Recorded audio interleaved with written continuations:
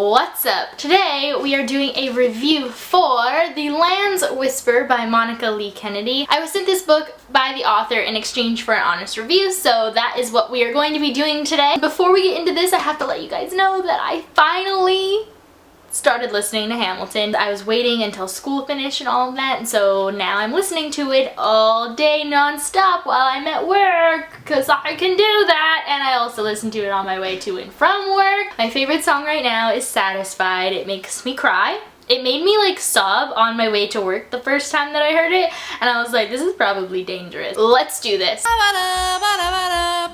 This is going to be a spoiler-free review for everyone who hasn't read this book yet. The Land's Whisper is the first book in the Parting Breath series. It is a high fantasy novel about a boy named Brennel and a man named Darce who are from the world called Alatris. There is a portal to another world called Masada, which is where Darce's mother is from. They end up having to save a girl that they didn't know existed before they get there, and they go to try to save her. There's lots of magic in this. There's lots of different magical beings. The tagline of this book is, "The land itself is alive.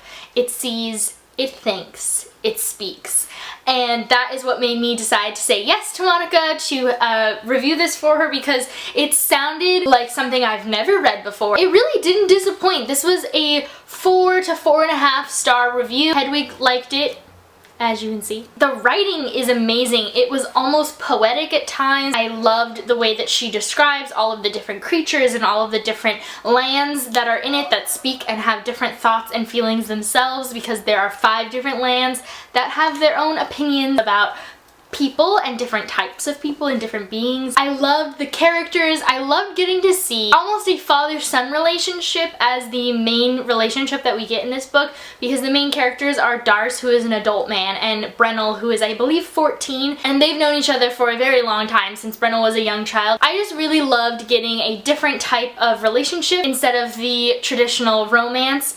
I also think that this book was very easily readable. It did take me a long time to read this book, and I really apologize to the author for doing that, but that was not because it was hard to read. It was because the writing was so good and the story was so intriguing that I would refuse to pick it up if I knew that I didn't have more than, 10 minutes to read a little bit before bed while I was in school. So I would just choose not to read because I wanted to read it in huge chunks, because the story was riveting.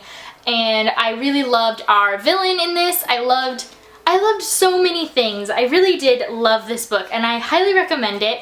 There is a sequel. It's called Eyes in the Water, and it will be released in the spring of 2016. It does end in a way that you're just like, well, there's obviously more to this story, so I should probably read the next one, and it was really good. There's also some very creepy things that happen in this book that I did not think were going to happen. There's a good little chunk towards the middle that is very horror, and I got the chills reading it, and it was really well written.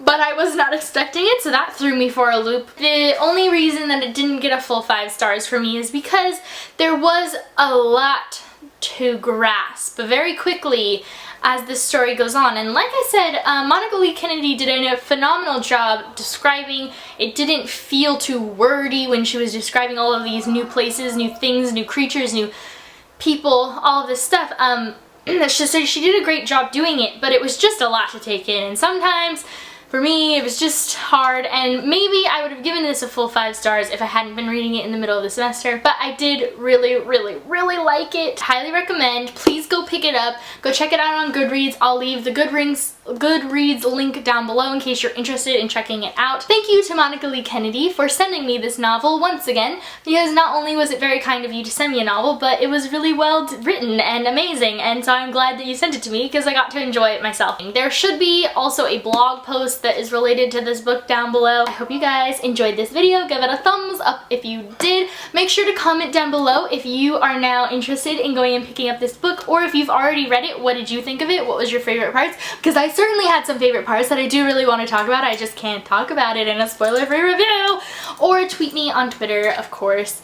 And yeah, I'll see you guys next time with a new video. Bye!